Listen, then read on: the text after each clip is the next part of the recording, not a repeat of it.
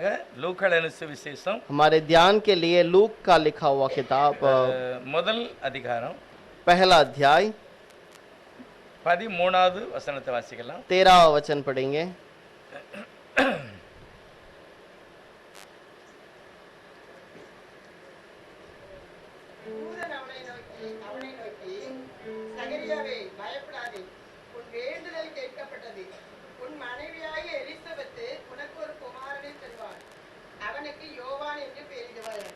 परंतु स्वर्गदूत ने उससे कहा, हे जकरिया, भयभीत ना हो, क्योंकि तेरी प्रार्थना सुन ली गई है और तेरी पत्नी एलिशबा से तेरे लिए एक पुत्र उत्पन्न होगा और तू उसका नाम यूहन्ना रखना.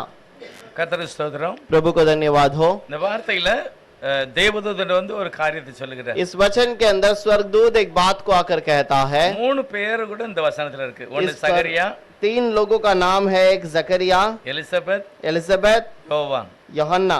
இந்த மூணு பேருக்கும் ஒரு பெரிய ஆசீர்வாதத்தை தேவனிடத்திலிருந்து வந்த गैब्रियल வந்து சொல்லுகிறார். और इस तीनों को यहाँ पर वो स्वर्गदूत आकर जो गैब्रियल आकर कहता है. வசனத்தை நல்லா கவனிச்சு வாசிக்கும்போது இன்னும் நிறைய காரியங்களை நான் பெற்றுக்கொள்ளலாம். वचन को ध्यान से पढ़ने के समय पर बहुत सारे बातों को हम सीख सकते हैं. எதனால சகரியா பயப்பட்டாரு? किस लिए जकरिया डर गया था? எதனால பயந்திருப்பாரு? किस लिए वो भयभीत हुआ? திடீர்னு ஒரு ஆள் வந்த உடனேவா? अचानक कोई व्यक्ति आने के कारण. நமக்கு தெரியும் சகரியா அந்த ஆசாரியன் ஊழியம் செய்கிற காலத்துல और याजक काम करने के उस समय पर 400 வருஷம் இந்த மாதிரி ஒரு சூழ்நிலை நடக்கவே இல்லை. 400 वर्ष तक ऐसी कोई परिस्थिति नहीं हुई. ஆண்டவர் பேசவும் இல்ல, யாரும் தீர்க்கதரிசி அனுப்பவும் இல்ல. और प्रभु ने कहीं पर भविष्यवक्ता नहीं भेजा, ना किसी भविष्यवक्ता के द्वारा बातें किया. அந்த ஆலயத்துல திடீர்னு ஒரு வெளிச்சமோ ஒரு மகிமையுமே இல்ல. या फिर उस कलीसिया के अंदर कोई उजियाला नहीं था और कोई परमेश्वर की महिमा भी नहीं थी. தேவ மகிமை யாரும் காணல. किसी ने प्रभु की महिमा को नहीं देखा. குறைஞ்சது 450 வருஷம்னு சிலர் சொல்றாங்க. और करीब 430 वर्ष तक बोला जाता है. ஒரு தனிமையான ஒரு பய நிறைந்த நேரத்துல தான் और वैसा एक भयंकर और प्रभु से दूर रहने के समय पर திடீர்னு ஒரு தேவதூதன் வந்து நிக்குதத பார்த்து பயந்துட்டார். अचानक एक स्वर्गदूत आकर खड़ा था, इसीलिए वो भयभीत हो गया. அதாவது இருட்ட பார்த்து பயப்படல. उसने अंधेरे से नहीं डरा.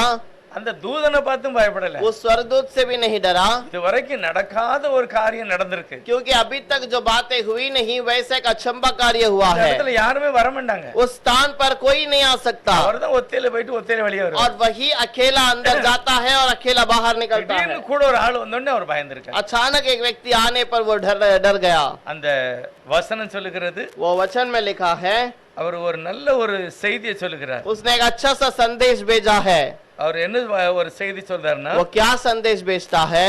அவருடைய விண்ணப்பத்தை பற்றி அவருக்கு சொல்லுகிறார். और उसकी विनती के बारे में लिखा गया. அவர் என்ன சொல்றாரு? वो क्या कहता है? விசேஷமா அவர் சொன்ன வார்த்தை, विशेष करके उसका कहा हुआ शब्द है. தூதன் அவனை நோக்கி, उस स्वर्गदूत ने उससे कहा, சகரியாவே பயப்படாதே, हे जकरिया, भयभीत ना हो, உன் வேண்டுதல் கேட்கப்பட்டது. तेरी विनती सुन ली गई है. யாருடைய வேண்டுதல் கேட்கப்பட்டது? किसकी विनती सुन ली गई? சகரியாவுடைய அந்த ஜெபம் கேட்கப்பட்டது. जकरिया का वो विनती प्रार्थना सुना गया. நமக்கு இந்த வசனத்தை வாசிக்கும் போதே நினைக்கணும், என்னுடைய ஜெபத்தையும் கர்த்தர் கேட்பார். और हम इस वचन को पढ़ने के समय पर सोचना चाहिए, प्रभु मेरी प्रार्थना सुनेगा. அவர் எல்லாருடைய ஜெபங்களையும் கவனித்து பதில் கொடுக்கிறார். वो सारे लोगों का प्रार्थना को सुनकर उसका जवाब देता है. இந்த வார்த்தை விளங்கும்படியா நம்ம ஜெபம் इस பண்ணலாம். वचन को समझने के लिए हम प्रार्थना करेंगे. மகிமையான சர்வவல்லமையுள்ள பிதாவே ஸ்தோத்திரம். महिमा का सर्वशक्तिमान प्रभु धन्यवाद. வாசிக்கப்பட்ட அருமையான இந்த சகரியா ஆசாரியனுடைய வாழ்க்கையை நாங்கள் தியானிக்கிறோம். पढ़े हुए उस वचन के लिए आज उस याजक के जीवन को हम पर ध्यान करने के लिए मदद மகிமையான कीजिएगा. நல்ல ஒரு குடும்பம். एक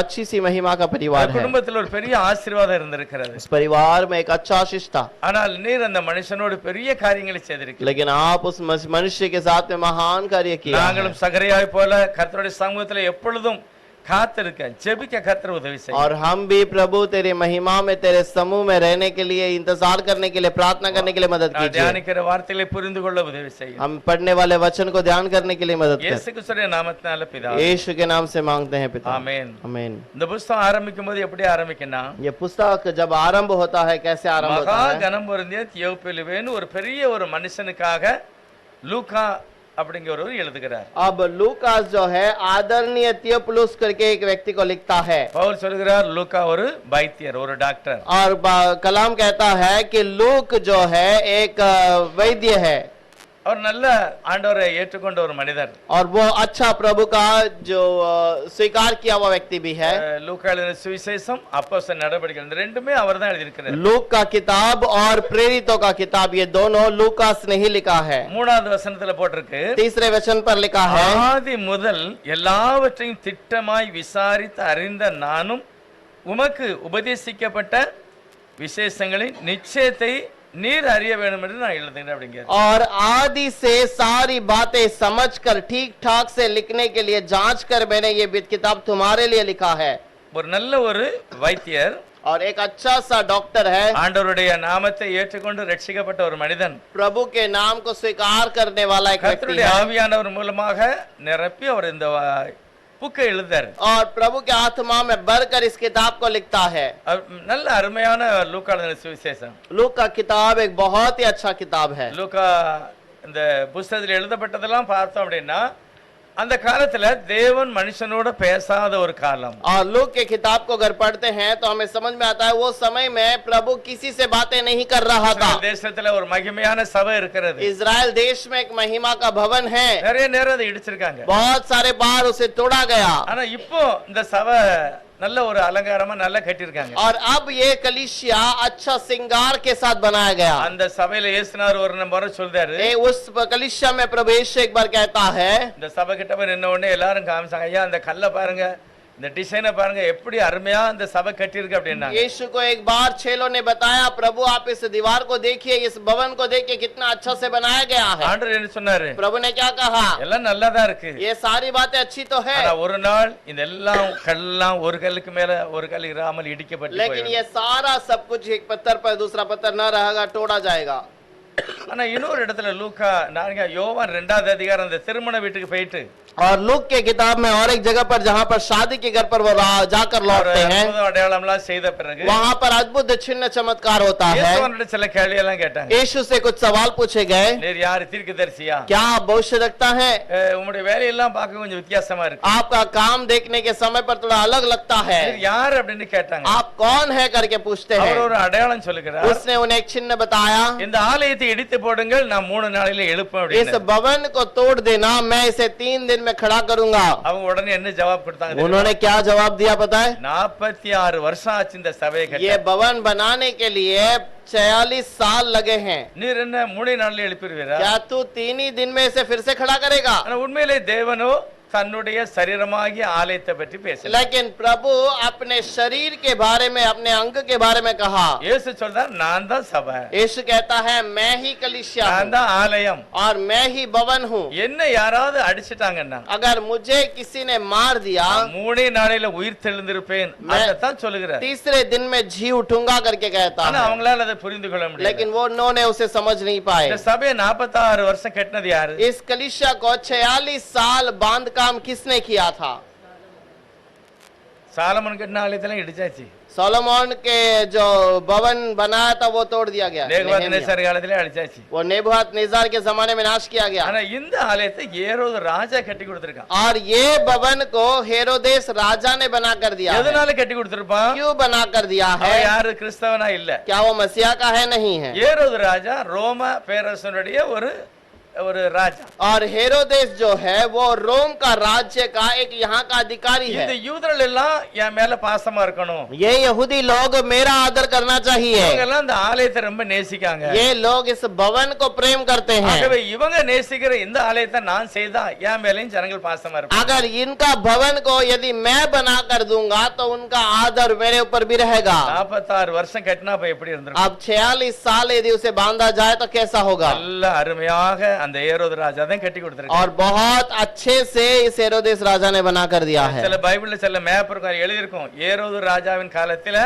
ஆலயம் இப்படிதான் இருந்து அப்படின்னு. अब बाइबल में कुछ जगह पर कुछ बाइबल में लिखा होता है कि हेरोदेस राजा के समय पर बाइबल इस प्रकार का जो कलीसिया इस प्रकार था மகிமையான ஒரு ஆலயம். और वो इस प्रकार महिमा का भवन ஆனா है, தேவனுடைய பிரசன்னம் வந்து அந்த ஆலயத்துல இல்ல. लेकिन प्रभु की प्रशंसा उस भवन में नहीं थी। ஆனா தேவனுடைய ஊழியக்காரங்க நிறைய பேர் இருக்காங்க. प्रभु के सेवक बहुत सारे लोग थे। இதுல ஒரு வசனம் வந்து பாத்தீங்கன்னா इस पर एक वचन है 10வது வசனத்துல 10वां वचन, 10வது 9வது வசனம் வாசிக்கலாம். 9வது 9वां वचन पढ़ेंगे। ஆசாரிய ஊழிய முறைமையின்படி தேவாலயத்துக்குள் பிரவேசித்து அவன் தேவாலயத்துக்குள் பிரவேசித்து தூபம் காட்டுகிற சீட்டை பெற்றான். என்ன போட்டிருக்கு? தூபம் காட்டுகிற சீட்டை பெற்றான். ஆ. तो याजक की रीति के अनुसार उसके नाम पर चिट्ठी निकली कि प्रभु के मंदिर में जाकर धूप जलाए। யாருக்கெல்லாம் விளங்குது வசனம்? किसको किसको ये वचन समझ में आता है?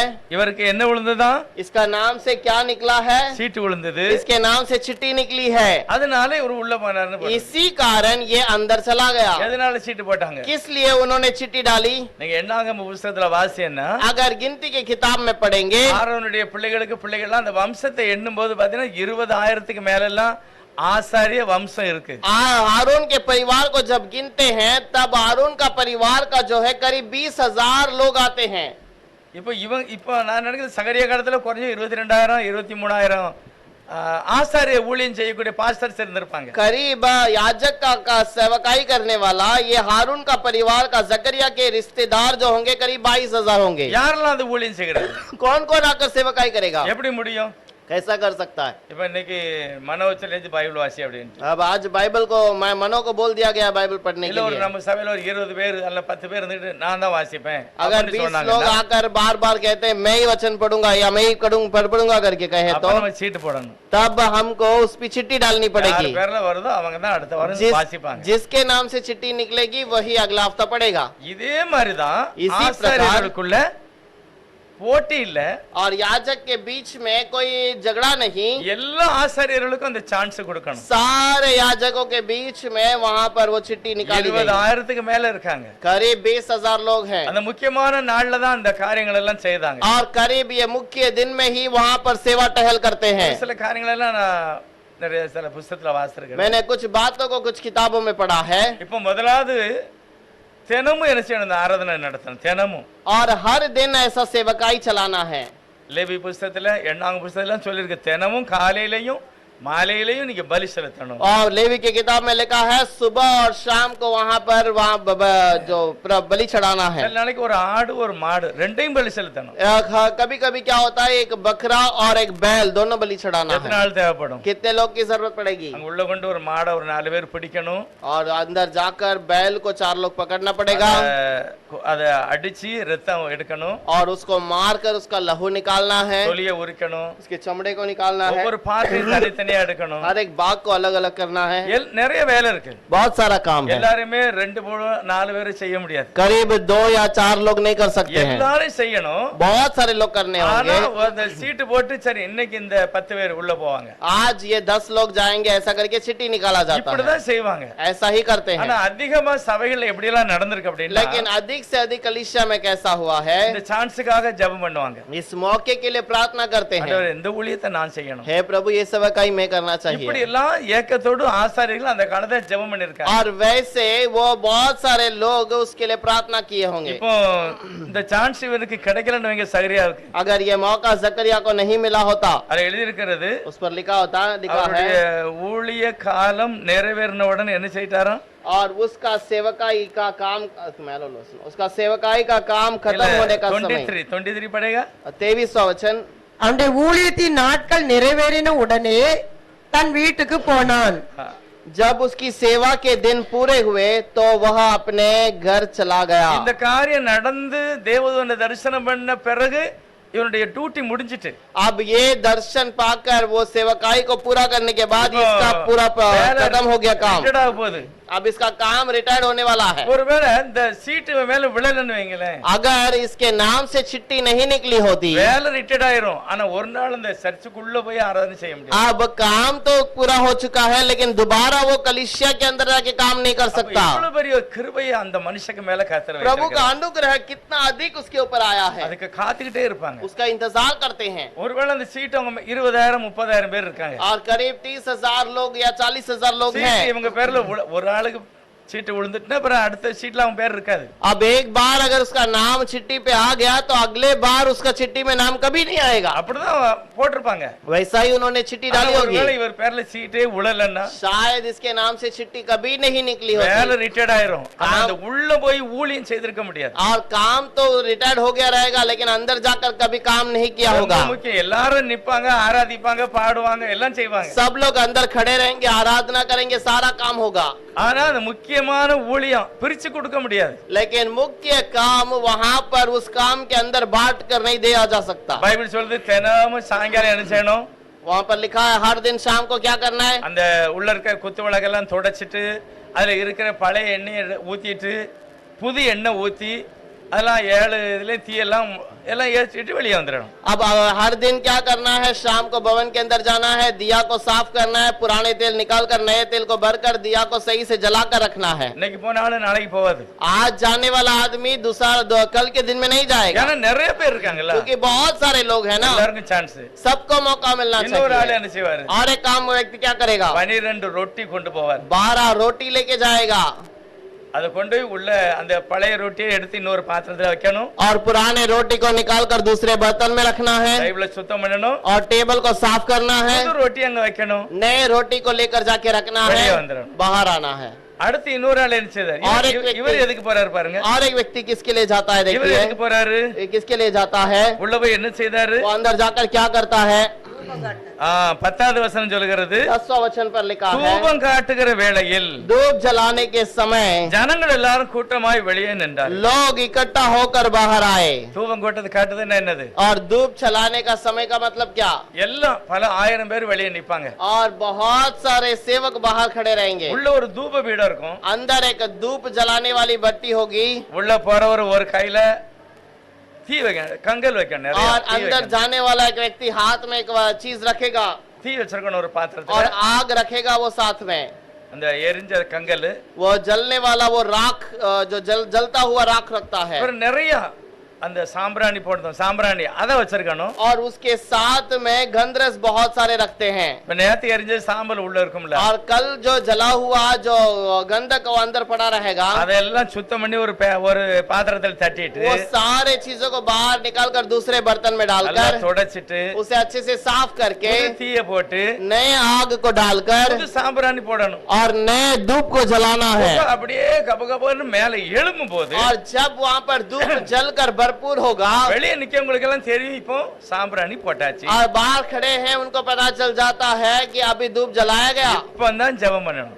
और अभी प्रार्थना करना है। பைபிள் சொல்லுது தூப வர்க்கம் போட்டும் போதுதான் அங்க ஜெபம் பண்ணுவாங்க। और जब धूप डालने के बाद ही वो प्रार्थना करते हैं। எனக்கு அந்த வசனம் வாசிக்கலாம், उस वचन को पढ़ेंगे வெளிப்படுத்த விசேஷத்துல அப்படி இருக்கு, प्रकाशित वाक्य के अंदर ஒரு தேவதூதனிடத்துல நிறைய தூப வர்க்கம் கொடுக்கப்பட்டது, एक सेवक के पास में बहुत सारा दीपक जो அது எல்லா பரிசுத்தவான்களும் ஜெபம் பண்ணி போட்டிருக்கு, और वो सब कुछ पवित्र लोगों की प्रार्थना है। அப்படிப்பட்ட ஒரு பெரிய ஊழியம் தான் இந்த தூபம் காட்டுகிற और ஊழியம்। वैसा एक बड़ा काम है धूप दिखाना। நிறைய ஊழியம் இருக்கு, ஒரு பலிபீடத்தை சுத்தம் பண்ணணும், और वो दूसरा भी काम है बलि के स्थान को साफ करना। அடுத்து என்னெல்லாம் இருக்குல்ல, தொட்டி இருக்கு அதுல தண்ணி நிறைக்கணும், और दूसरा बड़ा सा बर्तन है उसके अंदर पानी भरना है। இது எல்லா வேலைகளையும் பிரிச்சு பிரிச்சு கொடுப்பாங்க। अब ये सारे काम को अलग अलग करके रखना है। சீட்டு எதுக்கு போட்டிருக்காங்க, अब वहाँ पर चिट्ठी किस लिए डाली गई, நீதிமொழிகள்ல பாத்தீங்கன்னா வசனம் இருக்கு, नीति वचन में एक वचन है 18:18 போட்டிருக்கு, 18वां अध्याय, नीति वचन 18वां अध्याय उसका 18वां वचन।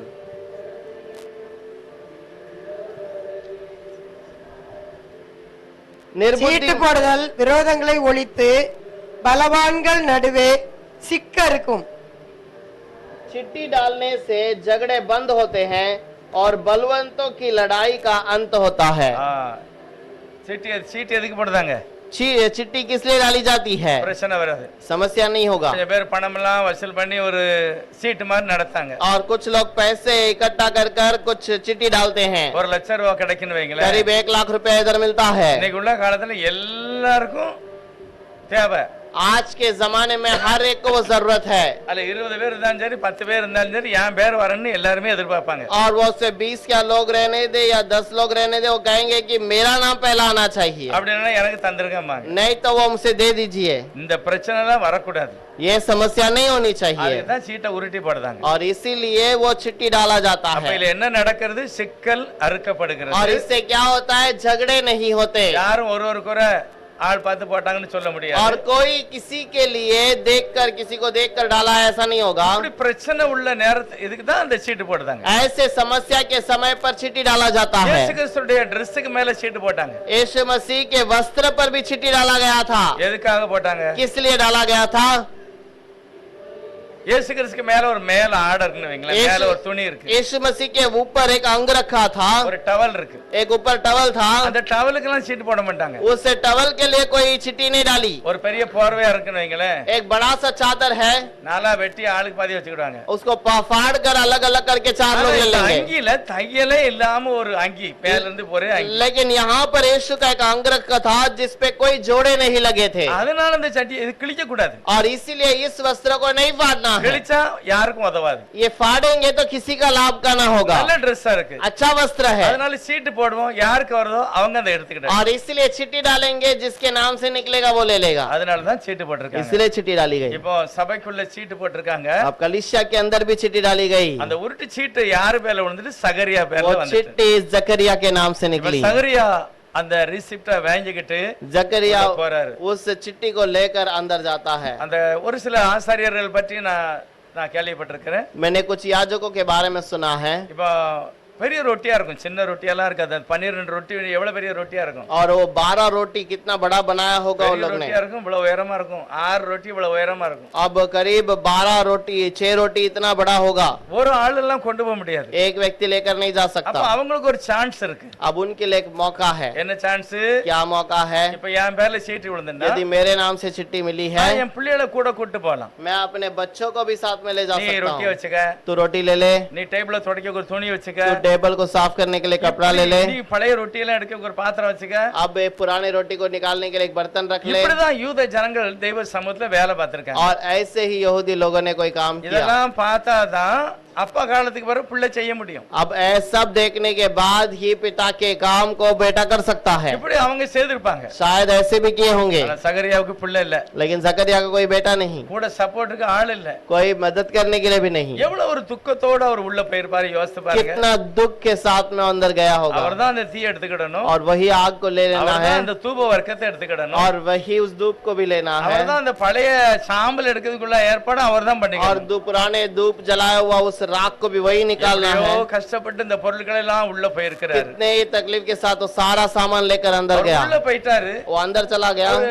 படுதா இருக்கு. वहाँ पर एक पर्दा है, அதுக்கு உள்ள ஒரு படுதா இருக்கு. அங்க யாரும் போக முடியாது. उसके अंदर भी एक पर्दा है, वहाँ पर कोई नहीं जा ஆனா सकता। இந்த பிரகாரத்துல இவர் உள்ள போய் எல்லாத்தையும் சுத்தம் பண்ணி ஒரு ஆளு போய் விளக்கெல்லாம் ஏத்திட்டு வந்திருப்பாங்க. और ये दूसरा हर दिन एक व्यक्ति जाकर सारा दीपक को जला कर रखा அவர் வெளியே होगा। வந்த பிறகு ஒரு ஆளு ரொட்டி கொண்டு வச்சாச்சு. अब ये वो बाहर आने के बाद में और एक व्यक्ति रोटी जाके இப்ப रख இவர் ला। என்ன செய்யறாரு? அந்த தூப வர்க்கத்தை போட போறாரு. अब ये उस धूपदान को लेकर जाता है। ஜனங்கள் எல்லாரும் வெளியே ஆயத்தமா நிக்காங்க பிரேயர் பண்ண. लोग सब बाहर प्रार्थना करने के लिए इंतजार कर रहे हैं। போட்டுட்டு அந்த அப்படியே அந்த தூப வர்க்கம் எரிஞ்சு புகை எழும்பும் போது और जब इसने धूप को अंदर डाला तो वहाँ पर जब धुआं निकलना शुरू हुआ, தேவனுடைய மகிமை அங்க இறங்கும். प्रभु की महिमा वहाँ पर उतरती தேவ है। மகிமை வந்துட்டா என் ஜெபம் கேட்கப்படும்னு எல்லாரும் ஜெபம் பண்ணுவாங்க. प्रभु की महिमा आ गई तो मेरी प्रार्थना सुनी जाएगी, इसलिए सब लोग प्रार्थना करते हैं। இவரு கண்ணீரோட இருந்திருப்பாரு பாருங்க. अब ये- எவ்வளவு நாளைக்கு பிறகு இந்த சான்ஸ் अब கிடைச்சிருக்கு. ये आंसू के साथ गया होगा, बहुत समय के बाद उसको मौका मिला है, சப்போர்ட் பண்ணதுக்கு ஒருவரும் இல்ல. और इसको मदद करने के लिए कोई नहीं था। எல்லா ஜாமானையும் நான் தான் தூக்கிட்டு வந்திருக்கேன். और सारे जो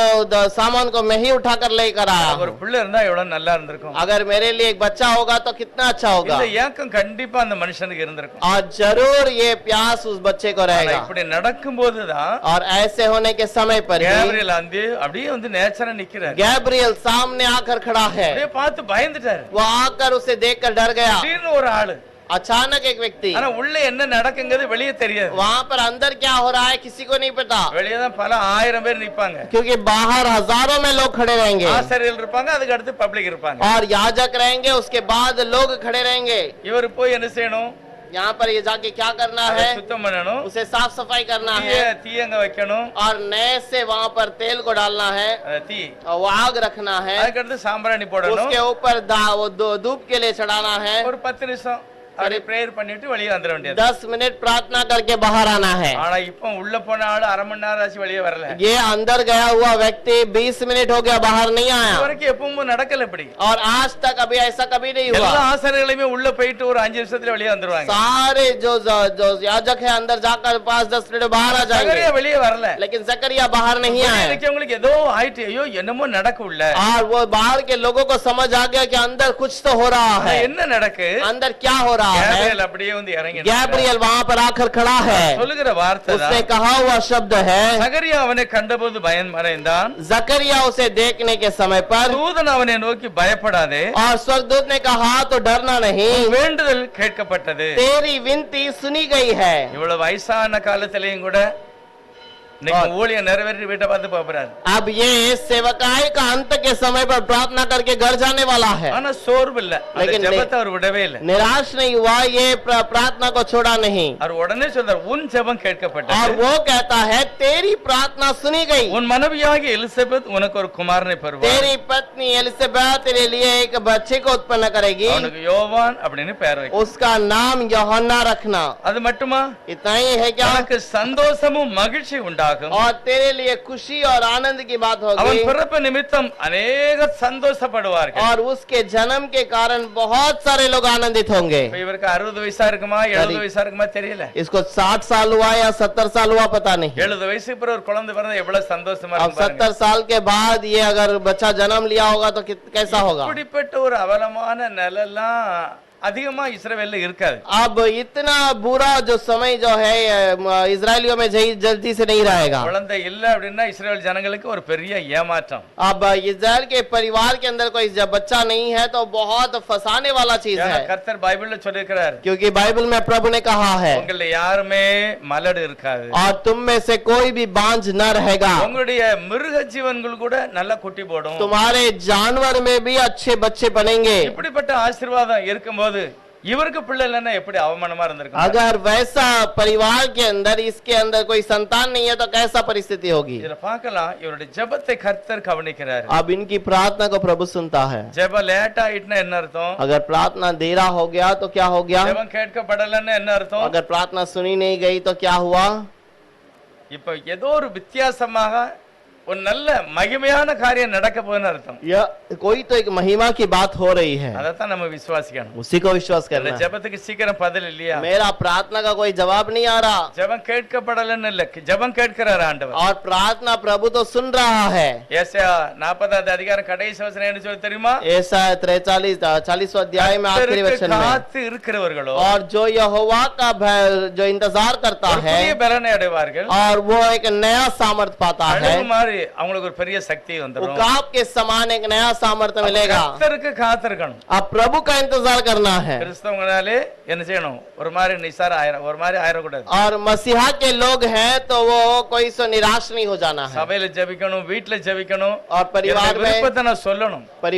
घर में प्रार्थना करना है, हमारी इच्छा को बताना है। சகரியா அப்படிதான் ஜெபம் பண்ணிட்டே இருந்தார். जकरिया ऐसे ही प्रार्थना करता है। நேரம் ஆயிட்டு, समय तो हो காலம் गया, ஆயிட்டு, समय बीत गया, ஜெபம் கேட்கப்படல. प्रार्थना सुनी नहीं गई, ஆனா தேவன் சரியான நேரத்துல அதை லேட் பண்ணி வச்சிருக்கிறாரு. और प्रभु सही समय पर उसको इंतजार करने को रखा। சகரியாவும் எலிசபெத்தும் எப்படிப்பட்ட ஆட்கள்? குழந்தையே கிடையாது. जकरिया और एलिसबा उनको कोई संतान है ही नहीं, ஆனா அவங்கள பற்றி பைபிள் சொல்லுகிறது, लेकिन उनके बारे में बाइबल कहती है யூதேய தேசத்துல இருந்த அந்த ஃபேமிலி, यहूदा देश के अंदर रहने वाला वो 6வது संतान, வசனம் சொல்லுது, 6वां वचन पर लिखा அவர்கள் है, இருவரும் கர்த்தருடைய சகல கற்பனைகளின் படியையும் वे दोनों परमेश्वर के सामने धर्मी थे நியமங்களின் படியையும் और प्रभु की सारी आज्ञाओं को குற்றமற்றவர்களாய் நடந்து और विधियों पर वो निर्दोष चलने वाले थे। தேவனுக்கு முன்பாக நீதியுள்ளவர்களாய் இருந்தார். परमेश्वर के सामने एक धर्मी थे। எவ்வளவு மகிமையான ஒரு சாட்சி कितनी பாருங்க. महिमा की गवाही है। பைபிள்ல அந்த மாதிரி ஆவியானவர் லூக்காக்கு வெளிப்படுத்தியிருக்கிறார், லூக்கா எழுதியிருக்கிறார். और वैसे पवित्र आत्मा ने लूकास को बताया, लूकास ने लिखा है। தேவனுக்கு முன்பாக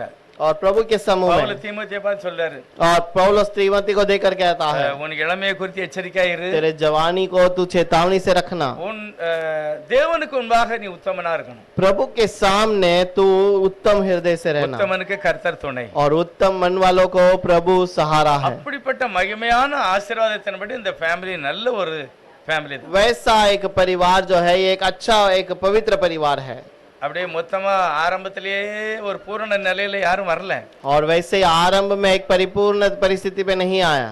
ஆனா நம்ம என்ன செய்யணும், படிப்படியா வளரணும். अब ये कदम कदम पर बढ़ना है, நேத்து மாதிரி இன்னைக்கு இருக்க கூடாது. कल के समान आज नहीं रहना है। நம்முடைய வாழ்க்கையில எல்லா விதத்திலையும் தேவனுக்கு முன்பாக குற்றமற்றவர்களாய் காணப்பட்ட அந்த அருமையான குடும்பத்தை போல நம்ம காணப்படணும். अब ये हर एक के जीवन के अंदर निर्दोष के जीवन में रहना है। கர்த்தர் அதை விரும்புகிறார். प्रभु से चाहता है। ஜெபம் கேட்கப்படல, प्रार्थना सुनी नहीं ஆனா गई, இவங்களுடைய வாழ்க்கையில பரிசுத்தம் குறையல. और इसके जीवन में पवित्रता कम न हुआ, கட்டளையை கீழ்ப்படிகிறதுல அவங்க விட்டு பிடிக்கல. और वो आज्ञा को पालन करने में वो नीचे पीछे नहीं हटे। சிலருக்கு பாத்தீங்கன்னா ஜெபம் கேட்கப்படலனாலே ஒரு மாதிரி ஆயிருவாங்க. कुछ लोगों के जीवन में प्रार्थना सुनी नहीं गई तो ஜெபம் वो பண்ணி निराश हो என்ன जाते हैं। கிடைச்சது, प्रार्थना कर करके क्या मिला, கோயிலுக்கு போய் என்ன பிரயோஜனம், कलीसिया में जाकर क्या मिला, ஞானஸ்நானம் எடுத்து என்ன பிரச்சனை. बपतिस्मा लेकर क्या लाभ है। சிலர் சொல்லுவாங்க இப்படி, कुछ लोग कहते हैं ऐसे, நாங்க தசமாலாம் கொடுக்கோம், ஆனாலும் எங்க வீட்டுல இப்படி எல்லாம் நடக்கு. हम तो दसवांश देते हैं लेकिन हमारे परिवार में ऐसा होता கொடுத்து है। என்ன பிரயோஜனம், देकर क्या लाभ है। இதுக்கு தான் கொடுக்காமலே நான் டாக்டர் டோன் கொடுத்துருவேன். और इससे तो मैं बिना देकर डॉक्टर के पास दे दूंगा, இங்கேயும் கொடுக்கணும் அங்கேயும் கொடுக்கணும், ஏன் கொடுக்கணும். यहाँ पर भी देना है उधर भी देना है, क्या लाभ है। நிறைய ஆளுக்கு இப்படி எல்லாம் பேசிருக்காங்க. बहुत सारे लोग ऐसे बातें करते ஆனா हैं, இந்த ஃபேமிலியை பாருங்க, लेकिन ये परिवार को देखिए, கர்த்தருக்கு முன்பாக प्रभु के समूह में, குற்றமற்றவர்களா இருந்தார். और वो निर्दोष है। எவ்வளவு அருமையான ஒரு ஆண்டவர் அதனுடைய வாழ்க்கை எழுதியிருக்கிறார். वो प्रभु कितना अच्छे से वचन को लिखा है। அவருடைய அவங்க ரெண்டு பேருடைய வாழ்க்கையில அப்படிப்பட்ட மகிமையான ஆசீர்வாதம். और वैसे दोनों के जीवन में महिमा का ஜெபம் आशीष है। கேட்கப்படல, ரொம்ப லேட் ஆயிட்டு. प्रार्थना सुनी नहीं गई, बहुत समय बीत गया। இப்போ ஒரு பெரிய ஒரு லேட்டஸ்டா ஏதோ ஒரு ஆசீர்வாதம் வரப்போகுது. अब लेट नहीं बल्कि बहुत ही निकट एक बड़ी आशीष आने वाली है। 14வது வசனம் சொல்லுது, உனக்கு சந்தோஷம் இருக்கும், மகிழ்ச்சி உண்டாகும். और 11 वचन में लिखा है कि तेरे जीवन में हर्षा और खुशी होगी। அவன் பிறப்பு நிமித்தம் अनेகர் சந்தோஷப்படுவார். और उसके जन्म के कारण बहुत सारे लोग आनंदित होंगे। ரொம்ப முக்கியம், அவன் கர்த்தருக்கு முன்பாக பெரியவனாய் இருப்பான். और वो प्रभु के समूह में महान रहेगा। திராட்சரசம் அதுவும் குடியான். और दाखरस और मदिरा न पिएगा। அப்படின்னு என்ன அர்த்தம், அவனே குடிக்க மாட்டானா இல்ல நீ குடிக்காம பாத்துக்க அப்படிங்கிறாரா? क्या वो नहीं पिएगा या तू संभाल लेना कि वो नहीं पिए। குடிக்காம உன் பிள்ளைய பாத்துக்கப்பா அப்படின்னு சொன்னது யார்கிட்ட? और तेरे बच्चे ना पिए ऐसे संभाल लेना करके करके किससे बताया गया?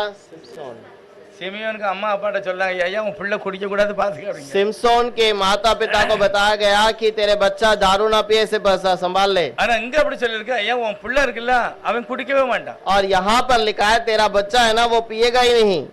தன் தாயின் வயிற்றுல இருக்கும்போதே பரிசுத்தனுடைய அபிஷேகம், और माता के गर्भ में ही पवित्र आत्मा का अभिषेक। அவனுடைய ஊழியம் பாருங்க, அவன் இஸ்ரவேலில் சந்ததியாரில் अनेகரை, और वो इजरायलियों के परिवार में बहुतों को। இந்த வசனத்தெல்லாம் பார்த்தீங்கன்னா அந்த ஒரே ஒரு தெய்வம் அப்படிங்கறத நல்லா நீங்க புரிஞ்சுக்கிடலாம். वो एक ही खुदा को तुम सही से पहचान सकते அவன் हो। சொல்றான் இஸ்ரவேல் சந்ததியாரில் अनेகரை, और वो इजराइल के परिवार के अंदर बहुतों को அவர்கள் தேவனாகிய கர்த்தரிடத்திலே திருப்புவான். और वो प्रभु के समूह में उन्हें ले जाएगा। யோவான் யார் பக்கமா திருப்பினார்? यूहन्ना किसकी ओर फिर आता है? அவனுடைய ஊழியத்துல யார பார்க்க சொன்னார்? उसकी सेवकाई में किसे देखने के लिए कहता है? இயேசுவை பாரு, यीशु को देख। அவர் பெருகணும் நான் சிறுகணும். और वो बढ़ना चाहिए मैं घटना चाहिए। இவர்தான் சர்வலோகத்தின் பாவங்களை சுமந்து தீர்க்கிறவர். और यही सारे राज्य में बोझ को उठाने वाला। அவருக்கு பின்னால போங்க. इसी पीछे जाओ। ஆனா பைபிள் சொல்லி என்ன சொல்லுது? बाइबल क्या कहती है? இஸ்ரவேலருடைய தேவனாகிய கர்த்தருக்கு ஜனங்களை திருப்புவான். इजरायलियों का परमेश्वर को बच्चों को जो प्रभु के ओर फिराएगा। அவருடைய பிள்ளைகளுடைய இருதயத்தை இதுல நல்ல சில தீர்க்கதரிசனம் என்னெல்லாம் செய்வாருன்னு எழுதியிருக்கு. और ये भविष्यवक्ता का काम क्या क्या करेगा करके लिखा है। உத்தமமான ஜனத்தை கர்த்தருக்கு ஆயத்தப்படுத்தும்படியாகவும் और उत्तम रास्ते को प्रभु के लिए तैयार करने के அவன் लिए எலியாவின் ஆவியும் பலமும் உடையவனாக वह இருப்பான். एलिया की आत्मा और सामर्थ्य में होकर அவனுக்குள்ள उसके लिए आगे பரிசுத்த आगे ஆவியானவர் चलेगा மட்டும் இல்ல, और उसके अंदर पवित्र आत्मा ही नहीं, எலியாவை போல ஒரு ஊழியம் செய்வான். अब एलिया के समान वो उसकी सेवकाई को करेगा அவருக்கு முன்பாக நடப்பான். और उसके आगे चलेगा। இஸ்ரவேலின் தேவனாகிய கர்த்தருக்கு முன்பாக இவன் உத்தமனாக இருப்பான். इजराइलियों का परमेश्वर के समूह में ये उत्तम हृदय से रहेगा। உண்மையிலே அவன் இயேசுநாதருக்கு முன்னால உத்தமனா இருக்கிறான். जरूर यीशु के सामने ये उत्तम हृदय से चला। இயேசுநாதர் தான் இஸ்ரவேலின் சேனைகளின் தேவனாகிய கர்த்தர். इसराइलियों का सेनाओं का परमेश्वर यीशु ही है। இதெல்லாம் சொன்ன உடனே ये सारी बातें कहने के बाद சகரியாவுக்கு ரொம்ப சந்தோஷம் இருந்தாலும் जकरिया को बहुत खुशी होने के बावजूद சகரியா பேசுகிறார். जकरिया बातें करता है। அப்பொழுது சகரியா தேவதூதனை நோக்கி, तब जकरिया ने प्रभु से कहा, இதை நான் எதினாலே அறிவேன்? इसे मैं किस प्रकार से जानूंगा? கணவனா இருக்கிறேன், और मैं तो बूढ़ा हो चुका என் हूँ மனைவி வயது சென்றவளா और இருக்கிறாளே. मेरी पत्नी का भी उम्र बीत चुकी है। உடனே தேவதூதன் பேசாரு. स्वर्गदूत ने कहा, தேவதூதன் அவனுக்கு பிரதியுத்தரமாக, स्वर्गदूत ने उसे उत्तर दिया, நான் தேவ சன்னிதானத்தில் இருக்கிற கேப்ரியேல், और मैं प्रभु के समूह में खड़ा रहने वाला गैब्रिएल உங்கள்கிட்ட சொல்லும்படிதான் கர்த்தர் என்னை அனுப்பி இருக்கிறார். और तुझसे बातें करने के लिए ही प्रभु ने मुझे भेजा है ஆனா தகுதியான காலத்துல இது நிறைவேற போகிறது. और सही समय पर इसे पूरा करूंगा। ஆனா என் வார்த்தை நீ நம்பல. लेकिन मेरे भरोसा को तो बातों को भरोसा न किया, அதனால அது எப்படி நடக்கும் அப்படின்னு என்கிட்ட கேள்வி கேட்க. इसीलिए तो तू सवाल पूछता है कि कैसे होगा।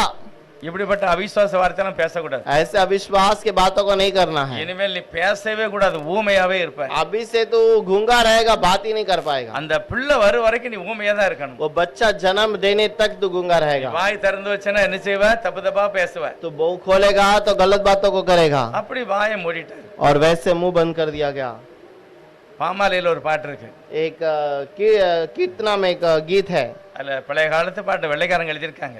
पुराना बहुत पुराना एक गाना है। நல்ல பாட்டு. அதுல என்ன பண்ணா, என்னில் 100 வாயும் நாவும் இருந்தால் எப்படி நான் உம்மை ஆராதிப்பேன்? और मेरे ऊपर अगर 100 अगर जबान भी होगी तो कैसे मैं आराधना करता रहूंगा। ஒரு வாயை வச்சு கண்ட்ரோல் இல்ல. एक मुंह से हमें अपने मुंह को कबूल नहीं कर सकते। 1000 நாவு இருந்தா என்ன ஆகும்? अगर 1000 जबान होगा तो क्या होगा। ஒரு பாட்டு இருக்கு. என்னில் 100 வாயும் நாவு இருந்தால் நான் எவ்வளவாய் தெய்வத்தை ஆராதிப்பேன். और मेरे अंदर अगर 100 हजारों में अगर जबान होगी तो मैं कितना अधिक प्रभु की महिमा करूंगा। உண்மையிலே அது ஒரு வெளிநாட்டுக்காரர் எழுதின பாட்டு. அருமையான நல்ல பாட்டு. एक अच्छा सा पुराना गाना है। ஆனா ஒரே ஒரு வாய் இருக்கிற சகரியாவை கேப்ரியேல் ஒரு வார்த்தையினால வாயை திறக்க விடாம ஆயிட்டார். और गैब्रिएल ने एक जबान वाले उस जकरिया के मुंह को भी बंद कर दिया। வாயை குறைப்பது நல்லது. अपने जबान को खाबों में रखना अच्छी बात है। நம்ம ரொம்ப குறைக்கணும். बातें करना कम करना है। ரெண்டாவது தேவனுடைய நாமத்துக்கு மகிமையா தான் பேசணும். और प्रभु के नाम की महिमा के लिए बातें करना அதுதான் है। ஒரு பெரிய ஆசீர்வாதத்தை நமக்கு தரும். और वही एक महिमा की आशीष को देता है। அடுத்து அவர் சொல்லுகிறார். उसके बाद वो कहता है, அதுல 21வது வசனம் வாசிக்கலாம். 21वां वचन पढ़ेंगे। ஜனங்கள் சகரியாவுக்கு காத்திருந்து அவன் தேவாலயத்தில் தாமதித்ததினால் ஆச்சரியப்பட்டார்கள். लोग जकरिया की बाट देखते रहे और अचंभा करने लगे कि उसे मंदिर में इतने देर क्यों लगी।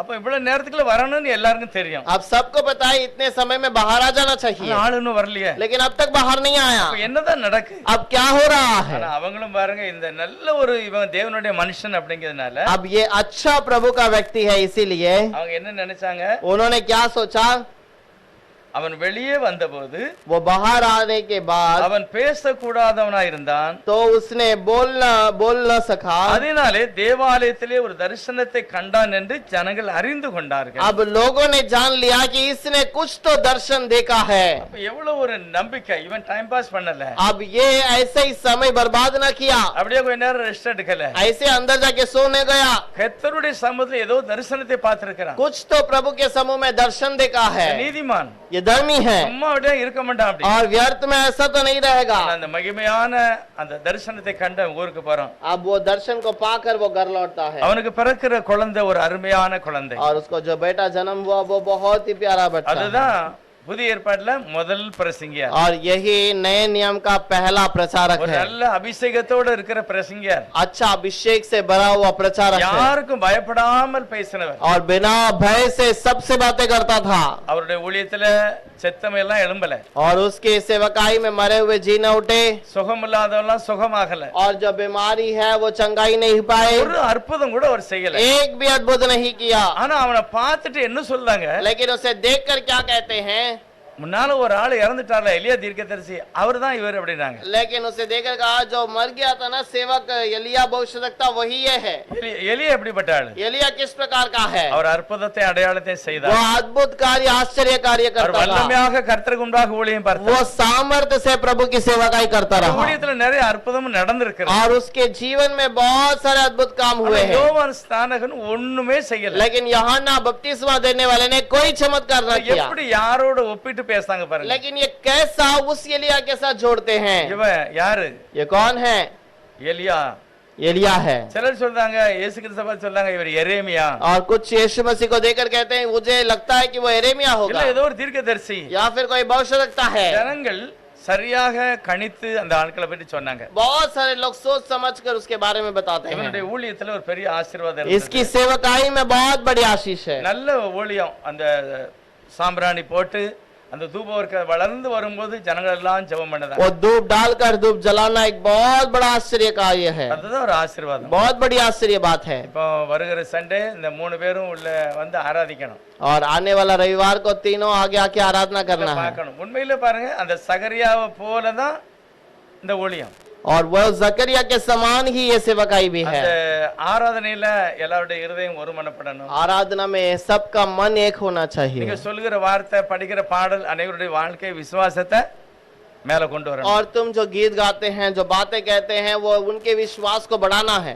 ஜனங்கள் ஒரு மனசா இருக்கணும், அங்கங்க செதறக்கூடாது। लोगों का मन एक होना चाहिए, यहाँ वहाँ भटकना नहीं चाहिए। அந்த ஊழியத்தை தான் அவர் சேர்க்கிறார்। वही सेवकाई का तो से किया। இன்னைக்கெல்லாம் ஒரு சிலர் சொல்லுவாங்க உனக்கு பிள்ளை இல்ல நீ ஊழியம் செய்யக்கூடாது, आज बहुत सारे लोग कहते हैं तेरा कोई संतान नहीं तो सेवकाई नहीं करना நிறைய चाहिए। பேர் இப்படி தடை பண்ணிடுறாங்க। बहुत सारे लोग रुखा देते பழைய हैं। ஏற்பாடுல உள்ள ஊழியக்காரனுக்கு குழந்தை இல்ல, ஆனாலும் அவர் போய் ஊழியம் பார்த்திருக்காரு। लेकिन पुराने नियम में उस सेवकाई को सेवक को कोई बच्चा न था फिर भी सेवकाई किया। அதுக்கு காரணம் அவங்க புருஷ மனைவி மிகவும் நேர்த்தியாக கர்த்தருக்கு பயந்து நடந்த ஒரு அருமையான குடும்பம்। क्योंकि उसके माता पिता बहुत ही नेक से प्रभु के समूह में चले। அவர்களுடைய வாழ்க்கையில தேவனுக்கு முன்பாக உத்தமமா இருந்திருக்காங்க। प्रभु के समूह में वो नेक बन से रहे। தேவனுடைய சமூகத்துல அந்த தூபம் காட்டும் போது ஜெபம் பண்ணும்போது அந்த தரிசனத்தை பெற்றார்கள்। प्रभु के समूह में वो धूप चढ़ाने के समय पर वो प्रभु को வீட்டுல வந்து दर्शन தன் पाया। மனைவியோட சொல்லியிருக்கிறாரு, अपने पत्नी से आके बात किया होगा, தன்னுடைய இனஜனத்தோட சொல்லியிருக்கிறாரு। और वो अपने रिश्तेदारों से कहा होगा। உங்களுக்கு என்ன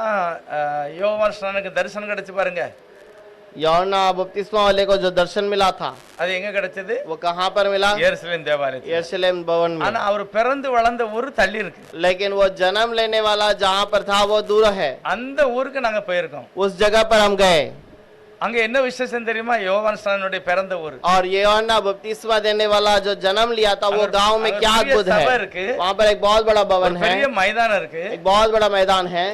அதாவது உலகத்துல உள்ள எல்லா பாஷையிலையும் உள்ள பாஷையில பரமண்டல ஜெபம் இருக்கு। और दुनिया में सारे बड़े बड़े भाषाओं का जो प्रभु का प्रार्थना है वो वहाँ पर लिखा நம்ம हुआ है। இந்தியால குறைஞ்சது 1000 பாஷை இருக்கு, और अपने भारत देश में करीब 1000 भाषा है। ஆனா ஒரே ஒரு பாஷையில இஸ்ரேல் தேசத்துல அந்த யோவான் பிறந்த ஊர்ல பரமண்டல ஜெபம் தமிழ்ல இருக்கு। और वहाँ पर प्रभु का प्रार्थना तमिल में वहाँ पर लिखा हुआ है। இந்தியால உள்ள பாஷை ஒரே ஒரு பாஷை தமிழ்ல தான் அங்க இருக்கு, பரலோக அந்த பரமண்டல ஜெபம்। और प्रभु का प्रार्थना इंडिया भारत के तमिल भाषा में वहाँ पर लिखा गया எவ்வளவு ஒரு है। ஆசீர்வாதம் பாருங்க, कितना आश्चर्य बात है। அது இன்னைக்கும் அடையாளமா அங்க இருக்கு। और आज भी वो चिन्ह के रूप में रखा गया है। அங்க போர்டுல எழுதி வச்சிருக்காங்க தமிழ் பாஷை இருக்கு, இந்தியால வேற பாஷை இல்ல। और बहुत सारे अलग अलग भाषाओं में है, उस पे तमिल एक भाषा में भी लिखी गई है। கர்த்தர் மகிமையான காரியத்தை செய்வார்। प्रभु महान कार्य करता है, நம்மளையும் கூட அப்படி மகிமையான சாட்சிகளாக வைப்பார்। हमें भी वैसे महिमा की गवाही में ஏன் रखेगा। காரணம் அவங்க ஜெயத ஜெபம் இருக்கு பாருங்க, அது மட்டும் இல்ல, அவங்க காத்திருந்ததுதான். और मुख्य कारण वो वहां पर इंतजार किए हैं அது தேவ சமூகத்துல இருந்தது. और वो प्रभु के समूह में है। உடனே அவனுக்கு ஒரு குழந்தையை கொடுத்திருந்தாருன்னா तुरंत प्रभु ने उसको अगर कोई बच्चा அது ஒரு दिया होगा சாதாரண குழந்தையா இருந்திருக்கும். तो शायद ये कोई साधारण बच्चा होगा। இப்போ இவனுக்கு கிடைத்த குழந்தை अब अभी जो बच्चा उसको मिला ஒரு है எலியாவின் அபிஷேகம், वो एलिया का अभिषेक का है ஒரு மகிமையான ஊழியம். और एक महिमा का सेवकाई। இயேசுவானவர் சொல்கிறார், यीशु कहता है யோவான் ஸ்நானகனை போல ஒரு ஸ்திரீனிடத்தில் பிறந்தது யோவான் ஸ்நானகன் போல யாருமே கிடையாது. एक स्त्री से जन्मा हुआ यूहन्ना बपतिस्मा के समान कोई भी नहीं है। உலகத்திலே பெரிய ஆளு யாருன்னா யோவான் ஸ்நானகன் தான். अब दुनिया में सबसे बड़ा मनुष्य कहा जाए तो केवल यूहन्ना बपतिस्मा வானத்தையும் देने वाला பூமியையும் है। படைத்த ஆண்டவர் மனிதனாக இறங்கும் போது அவருக்கே ஞானஸ்தானம் கொடுத்தாருன்னா எவ்வளவு பெரிய ஆளு பாருங்க. आकाश और पृथ्वी को बनाने वाला सर्वशक्तिमान जब उतर कर आया उसी को उसने बपतिस्मा दिया है। எவ்வளவு பெரிய ஆளு பாருங்க. कितना महान है। அவரே சொல்றாரு, ஆண்டவரே நீர் தான் எனக்கு ஞானஸ்தானம் கொடுக்கணும், நான் எப்படி உமக்கு கொடுக்கலாம்? और वो कहता है मैं ही तुमको बपतिस्मा देना चाहिए, वो कहता है मैं कैसे तो आपको दे सकता हूं। ஆண்டவர் சொன்னார், எல்லாம் நீதி, இது தேவ நீதி, प्रभु कहता है ये प्रभु का नियम है, இதை நீ கண்டிப்பா செய்யணும். इसे तो पालन करना है। பயபக்தியோட அந்த ஊழியத்தை அவர் செய்திருப்பாரு. और वो पूरे भय के साथ उस सेवकाई को இவர் किया होगा। ஞானஸ்தானம் கொடுத்து முடிஞ்ச உடனே இயேசுவானவர் கரை ஏறுகிறார். और ये बपतिस्मा देने के बाद यीशु मसीह बाहर आया। யோவான் ஸ்நானகருக்கு மட்டும்தான் தெரிஞ்சது பரிசுத்த ஆவியானவர் புறாவை போல ஆண்டவர் இறங்குகிறார். केवल यूहन्ना बपतिस्मा देने वाले को दिखाई दिया कि पवित्र आत्मा वहां पर यीशु के ऊपर பரிசுத்த उतरा। ஆவிக்கு புறா உருவம் கிடையாது. और पवित्र आत्मा का रूप वो जो कबूतर नहीं है। அப்படி எல்லாம் பரிசுத்த ஆவி இறங்குன இடத்துல எல்லாம் புறா வரல. और जहाँ पर भी पवित्र आत्मा उतरा वहां पर कबूतर नहीं आया। அதிகமா அக்னி தான் இறங்கி இருக்கு. अब ज्यादातर अग्नि उतर कर आया। நிறைய பேருக்கு எப்படி கிடைச்சிருக்கு? அக்னிமயமான நாவுகள். बहुत सारे लोगों को अग्नि का जबान। ஆனா இயேசு கிறிஸ்துவுக்கு எதனால புறா போல ஒரு அபிஷேகம்? लेकिन यीशु मसीह को उस कबूतर के समान क्यों अभिषेक मिला? அவரே சொல்லுகிறார் பாருங்க. நான் நினைக்கிறேன் மார்க் முதல் அத்தியாயத்துல அவரே ஒரு விளக்கம் சொல்லுகிறார். मार्क पहले अध्याय में उसने एक अर्थ बताया है। யோவா ஸ்நானகன் ஞானஸ்தானம் கொடுத்து முடிஞ்ச உடனே சொல்லுகிறாரு, यूहन्ना बपतिस्मा देने वाला बाद उसका बपतिस्मा देने के बाद कहता है 10வது 11வது வசனம் வாசிப்போம். 10वां और 11वां वचन पढ़ेंगे। அவர் ஜலத்திலிருந்து கரையேறின உடனே வானம் திறக்கப்பட்டதையும் ஆவியானவர் புறாவை போல் தம்மேல் இறங்குகிறதையும் கண்டார். அன்றியும் நீர் என்னுடைய நேசகுமாரன், உம்மில் பிரியமாய் இருக்கிறேன் என்று வானத்திலிருந்து சத்தம் உண்டாயிற்று. அடுத்து சில சுவிசேஷத்துல இன்னும் கொஞ்சம் வித்தியாசமா எழுதியிருக்கும். और कुछ सुसमाचार में थोड़ा अलग प्रकार से लिखा है। லூக்கால என்ன போட்டிருக்கு? ஞானஸ்தானம் கொடுத்த உடனே என்னத்தை பார்த்தா? लूक में क्या लिखा है कि वो बपतिस्मा देने के बाद क्या हुआ है?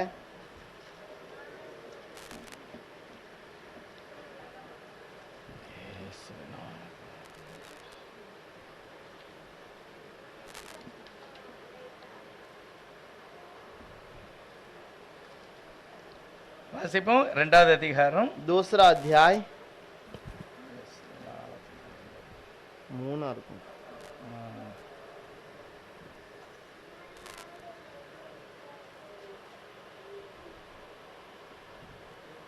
3 16 17 3வது அதிகாரம் 3रा अध्याय उसका 16वां वचन। तो यूहन्ना ने उन सब से कहा, मैं तो तुम्हें पानी से बपतिस्मा देता हूँ, परंतु आने वाला जो तुझसे आने वाला है, जो मुझसे भी शक्तिमान है, मैं तो इस योग्य भी नहीं कि उसके जूतों के बंधन को खोल सकूं, और तुम्हें पवित्र आत्मा और आग से बपतिस्मा देगा। ஆண்டவர் வந்து பரிசுத்த ஆவியினாலே ஞானஸ்தானம் கொடுப்பார்। और पवित्र आत्मा से प्रभु बपतिस्मा देता है। மத்தேயு 3வது அதிகாரத்துல मत्ती का 3रा अध्याय 11வது வசனம் சொல்லுகிறது, 11वां वचन में மனம் लिखा है, திரும்புதலுக்கென்று நான் ஜலத்தினாலே உங்களுக்கு ஞானஸ்தானம் मैं கொடுக்கிறேன், तुम्हें मन फिराव के लिए बपतिस्मा देता हूँ, எனக்கு பின் வருகிறவரோ मेरे पीछे आने वाला என்னிலும் வல்லவராய் இருக்கிறார், मुझसे भी सामर्थवान है, அவருடைய பாதரட்சிகளை சுமப்பதற்கு நான் பாத்திரன் அல்ல, मैं इस योग्य भी नहीं कि उसके जूतों के बंधन को खोल लूं। பரிசுத்த ஆவியினாலும் அக்கினியினாலும் ஞானஸ்தானம் वह கொடுப்பார்। पवित्र आत्मा और आग से बपतिस्मा देगा। தூற்றுக்கூடை அவர் கையில் இருக்கிறது, अब उसके हाथ में जो शिक्षा का देकर அந்த மகிமையாக அவருக்கு ஒரு வெளிப்பாடு கிடைச்சிருக்கு அப்படி। और वो महिमा का उस महिमा का आशीष उसके ऊपर है। உலகத்திலே ஒரு பெரிய தீர்க்கதரிசியாக இருந்தார் அந்த யோவான் நானகன். और यूहन्ना बपतिस्मा देने वाला एक दुनिया में एक अलग व्यक्ति है। அவர்தான் எலியா தீர்க்கதரிசியாக முதல் அதிகாரத்துல வருகிறார். और वही एलिया भविष्यद्वक्ता बनकर पहले अध्याय में आता இன்னொரு है। எலியா வரப்போகிறார். और एक एलिया आने वाला है। அவர் எங்க எருசலேமுக்கு வருவார். वो कहाँ पर है? यरूशलेम में आएगा அது எருசலேம்ல வந்து காணப்படுவார். और वो यरूशलेम में दिखाई देगा। 17வது அதிகாரத்துல இந்த எலியாவை பற்றி விசாரிக்கும் போது ஆண்டவரே சொல்லுகிறார். 17वां अध्याय में इस एलिया के बारे में बातें करने के समय पर लिखा है। எலியா வந்தார், அவரை புரியாமல் ஜனங்கள் அவனை உதாசீனப்படுத்தினார்கள். एलिया आया था और लोगों को उसको पहचाने बिना ही छोड़ दिया ஆனா गया। இன்னொரு எலியா வருவார். लेकिन और एक एलिया அவர் आएगा எல்லாவற்றையும் சீர்படுத்துவார். और वो सबको सही करेगा। நம்ம ஊர்ல நிறைய பேரு நான் தான் அந்த ஆள்னு சொல்லுவாங்க. और हमारे गांव में बहुत सारे लोग मैं ही वो करके कहता ஆனா हूँ। எலியா தீர்க்கதரிசி புறஜாதிகளுக்கு அல்ல, இஸ்ரவேல் ஜனங்களுக்கு लेकिन தான். एलिया भविष्यद्वक्ता अन्य जातियों के लिए नहीं बल्कि वो केवल इजरायलियों के लिए है। புறஜாதிகளுக்கு என்ன விசேஷம்? और अन्य जातियों का क्या विशेष है? நிறைய ஊழியக்காரங்க சில ஸ்தானத்தை பிடிப்பாங்க, இது எனக்கு அடிப்பாங்க. बहुत सारे सेवक लोग कहेंगे कि ये स्थान मेरा है, நான் தான், मैं ही हूँ। என்கிட்ட வரலன்னா உனக்கு ஒண்ணுமே मेरे கிடைக்காது. पास नहीं आओगे तो तुम्हारे लिए कुछ न होगा। புதிய ஏற்பாடுல தேவனுடைய சரீரமாகி சபை சரியாகணும் அப்படின்னா लेकिन नए नियम के अंदर प्रभु का कलीसिया सही होना चाहिए। எபேசியர்ல சொல்லி இருக்கிறது, इफिसियों में लिखा है தேவனுடைய சரீரமாகிய சபை சீர்பொருந்த சரியா ஆகிறதுக்கு और प्रभु का भवन सही होने के लिए அப்போஸ்தல ஊழியத்துல அவங்க கீழ்ப்படியணும். அப்போஸ்தல ஊழியத்துக்கு प्रेरितों की सेवकाई में उन्हें स्थिर रहना है। 12 அப்போஸ்தலருடைய ஊழியத்துல நாம் ஒப்பு கொடுக்கணும். 12 सेवकाइयों के जो चेलों के सेवकाई में हमें रहना है। அவங்களுடைய ஊழியத்துல கொடுக்கப்பட்ட பேப்டிசம், और उनका बपतिस्मा जो उन्होंने दिया था அவங்க கொடுத்த அந்த உபதேசம், और उन्होंने दिया हुआ उपदेश, அப்போஸ்தல உபதேசத்திலும் அந்யோன்யத்திலும் அப்பம் பிக்கிறதுலயும் ஜனங்கள் உறுதியாய் தரித்திருந்தார்கள். और वो पे रोटी तोड़ने में और बाकी सारे कामों में प्रभु के साथ जुड़े हुए அவங்க தான் थे। தேவனுடைய மகிமையான சபையின் பாகமாக விளங்க முடியும். और वही प्रभु के महिमा में भागी होकर बने। இல்லன்னா நிறைய பாஸ்டர் அவங்களுக்குன்னு ஒரு கூட்டத்தை கூட்டுவாங்க. नहीं तो बहुत सारे लोग अपने लिए एक झुंड को इकट्ठा करते हैं, அது அவங்களுக்கு உள்ளது. वो उनके लिए है। தேவனுடைய சரீரமான சபை लेकिन प्रभु के कलिसिया के लिए அப்போஸ்தல ஊழியத்திலையும் तो और सेवक जो सेवक चेलों के सेवकाई के ऊपर தீர்க்கதரிசன ஊழியம், भविष्यवाणी की सेवकाई, சுவிசேஷ ஊழியம், सुसमाचार का सेवकाई, போதகர் ஊழியம், उपदेश का सेवकाई மெய்ப்பன் ஊழியம், और चरवाह का सेवकाई। இதெல்லாம் கலந்துதான் தேவனுடைய சபை சீர்பொருந்த முடியும். और ये सारे चीजों को लेकर ही वहां पर कलिसिया एक साथ बना வேற रहेगा। யாருக்கும் புதிய ஏற்பாடுல அதிகாரம் வேற ஒண்ணும் கொடுக்கல. और कोई अधिकार दूसरों को दिया नहीं गया। நிறைய அப்போஸ்தலர் பேர் போட்டிருப்பாங்க, விசிட்டிங் கார்டு எல்லாம் போட்டிருப்பாங்க. बहुत सारे लोग अपने विजिटिंग कार्ड में प्रेरितों का प्रेरित करके लिखते हैं, ஆனா பரலோகத்துல 12 அப்போஸ்தலர் பேர் மட்டும் தான் எழுதிருக்கு. लेकिन स्वर्ग में केवल 12 चेलों का ही वहां पर प्रेरित करके नाम लिखा होगा। மகிமையான ஒரு குடும்பம் சகரியா. और अच्छा सा एक परिवार है जकरिया का। லேட்டான அந்த ஜெபத்துக்கு உத்தரவு வந்தாலும் மகிமையான பிள்ளைகளை பெற்றெடுத்தார். और आखिर में एक बच्चा बहुत समय के बाद होता है तो भी एक महिमा का बच्चा उत्पन्न किया ஒரு है। வசனம் வாசிப்போம். एक वचन पढ़ेंगे, வெளிப்படுத்தல் 8வது வசனம், प्रकाशित 8வது वाक्य அதிகாரத்துல 3வது வசனம். 8वां अध्याय का 3रा वचन। வேறொரு தூதனும் வந்து தூபம் காட்டும் பொற்கலசத்தை பிடித்து பலிபீடத்தின் படியிலே நின்றான். சிங்காசனத்திற்கு முன்பாக இருந்த பொற்பீடத்தின் மேல் சகல பரிசுத்தவான்களுடைய ஜெபங்களோடும் செலுத்தும்படி மிகுந்த தூப வர்க்கம் அவனுக்கு கொடுக்கப்பட்டது. दूसरे स्वर्गदूत ने तुरी फूकी तो मानो आग सा जला हुआ एक बड़ा पहाड़ समुद्र में डाला गया और समुद्र का 1/3 लहू हो गया। இல்ல மேல எல்லாத்துக்கு மேல என்ன மேல அடுத்த வசனம். और समुद्र की 1/3 प्राणी मर गए और அச்சா நான் வாசிக்கேன். 8வது அதிகாரம் ஆமா. நான் வாசிக்கேன் பாரு. எழுதியிருக்கிறது, வேறொரு தூதன் வந்து தூபம் காட்டும் வந்தான். தூபம் காட்டன்னா அந்த சாம்பிராணி புகையை போட வந்தான். और यहाँ पर लिखा है कि और एक दूत आकर धूप जलाया।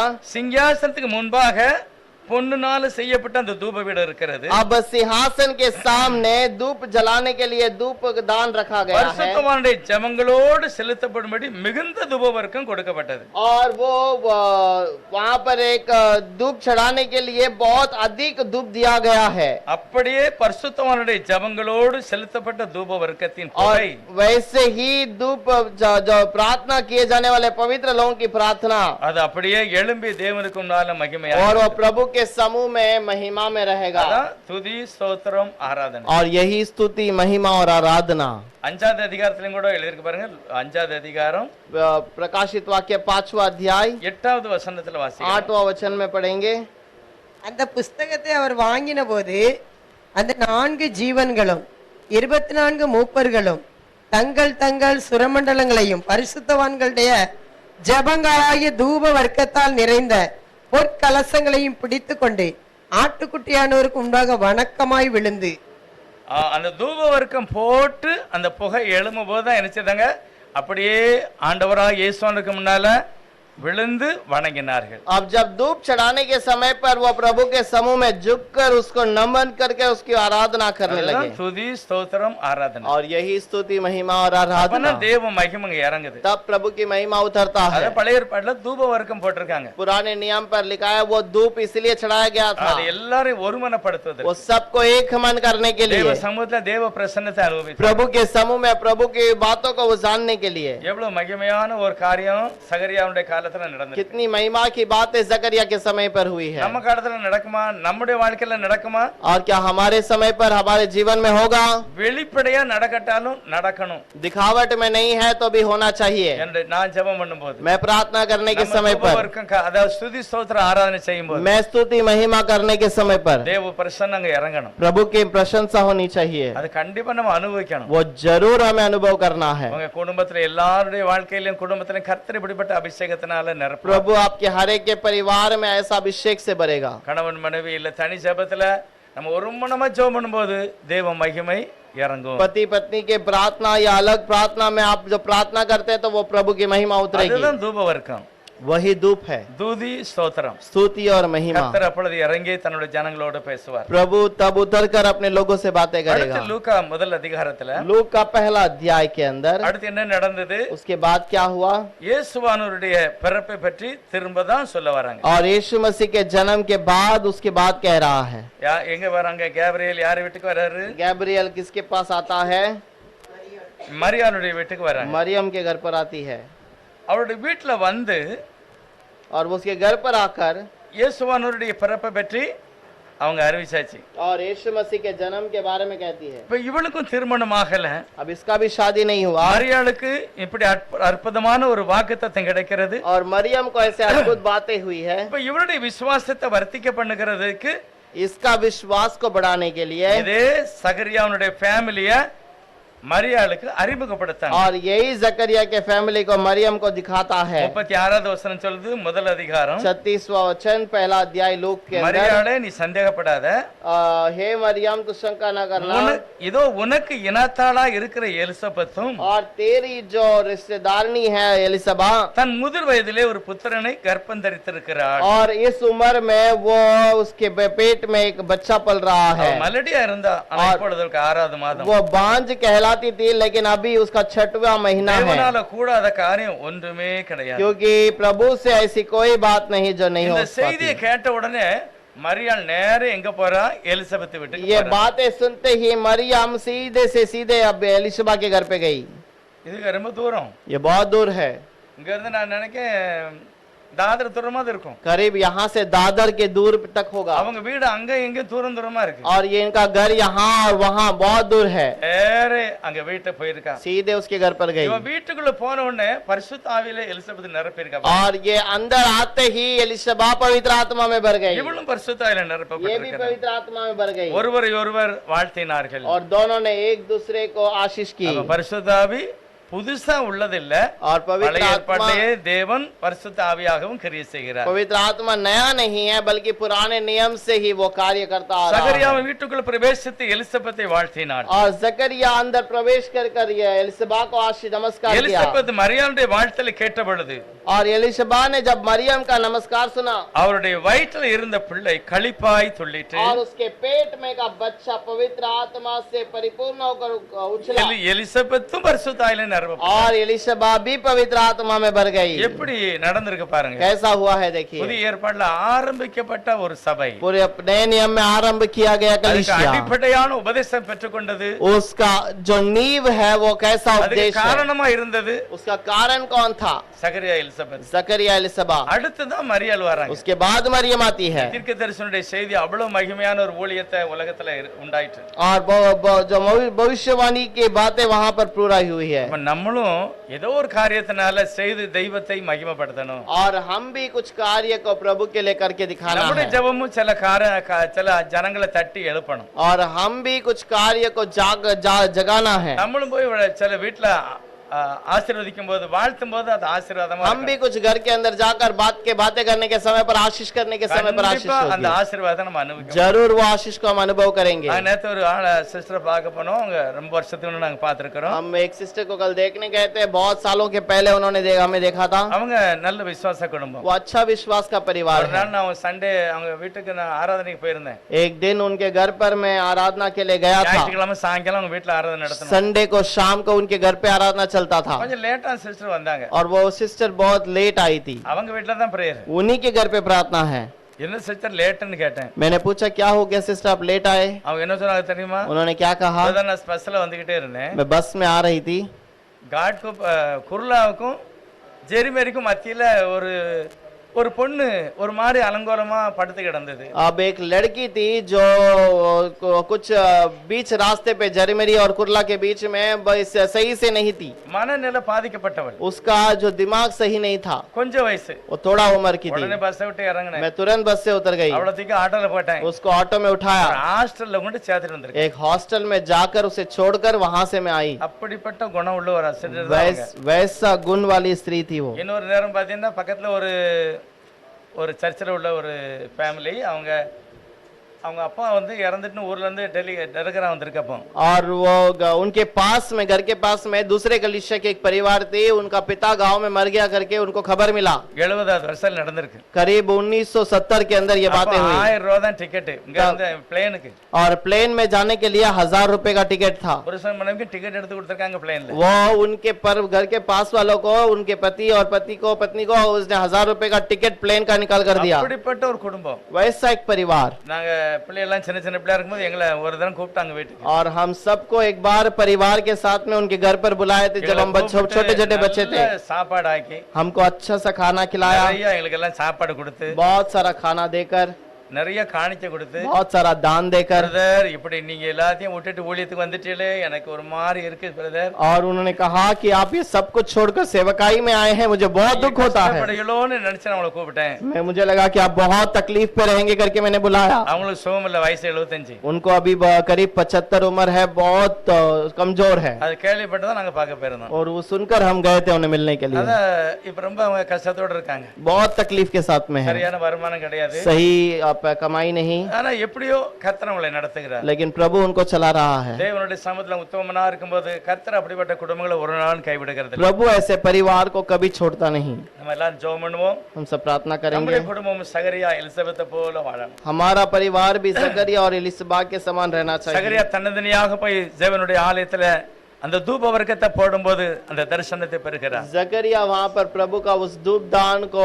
चढ़ाने के समय पर அவருடைய दर्शन இருதயத்தில் देखा, உள்ள ஏக்கம் அன்று அவனுக்கு நிறைவேறினது. और उसका हृदय की बातें वहां पर उसे दिखाई दिया। எவ்வளவு நாள் காத்திருந்தாலும் சரி, तो कितना समय भी जीवन बिताए तो உங்களுடைய भी, ஜெபம் எவ்வளவு நாள் நீங்க சொல்லிக்கிட்டே இருந்தாலும் சரி, और तुम्हारे जीवन में कितने ही बार वो तुम कहे तो நம்முடைய भी, கர்த்தராகிய இயேசுவானவர் அந்த ஜெபத்தை நிச்சயமாக கேட்டு பதில் கொடுப்பார். और हमारा प्रभु जरूर सुनकर हमें आशीष அதுக்கு ஒரு करेगा, மகிமையானதை கர்த்தர் தருவார். और उसे महिमा की बातों को எல்லாரும் देगा। மனதார கர்த்தருக்கு நன்றி हम சொல்லுவோம். सब प्रभु को पूरे मन से ஜெபங்களை धन्यवाद கேட்கிறவரே कहेंगे, உமக்கு நன்றி. प्रार्थना को सुनने वाले धन्यवाद। ஒருவரையும் ஆண்டவரே அல்லல் தட்டாதவரே உமக்கு ஸ்தோத்திரம். किसी को यहाँ वहाँ डगमगाना नहीं देता है, விரும்புவதை காட்டிலும் நல்ல காரியங்களை தருகிறவரே हमारे ஸ்தோத்திரம். चाहने से योग्य अच्छे बातों को हमारे लिए करता அப்படிப்பட்ட है। விசுவாசத்துல நாங்களை நிரப்புங்க. वैसे विश्वास के साथ भर எங்களுடைய தூப दीजिए, வர்க்கம் தேவதுனியை இறங்கி வர பண்ண வேண்டும். और हमारा धूप प्रभु के महिमा को उतारना எங்களுடைய चाहिए, துதி ஸ்தோத்திரம் தேவனுடைய பிரசன்னத்தினால் நிரப்பப்பட और हमारी स्तुति महिमा प्रभु की प्रशंसा से भर जानी चाहिए। ஆராதனை செய்கிற துதி ஸ்தோத்திரம் இயேசப்பா உம்முடைய நாமத்துக்கு மகிமையாக हम जो இருக்கணும். स्तुति और महिमा आराधना करते हैं प्रभु आपके नाम की महिमा होनी எங்களுக்கும் चाहिए, ஆசீர்வாதமா இருக்கணும். हमारे लिए भी आशीषित கர்த்தர் हो। பெரிய காரியங்களை செய்யுங்க. प्रभु महान कार्य कीजिए, இயேசு கிறிஸ்துவின் நாமத்தினால பிதாவே. यीशु के नाम से मांगते हैं, ஆமென். आमीन। நம்ம எல்லாரும் எழுந்து ஒரு பாட்டு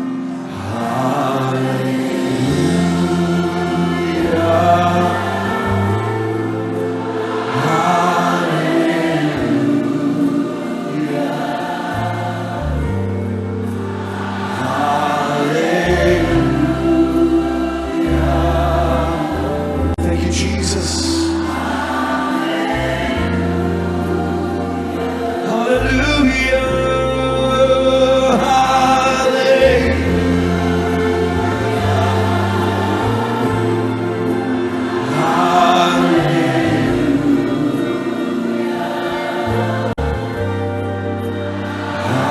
Hallelujah. Hallelujah. Come on, let's sing. Thank you, Jesus.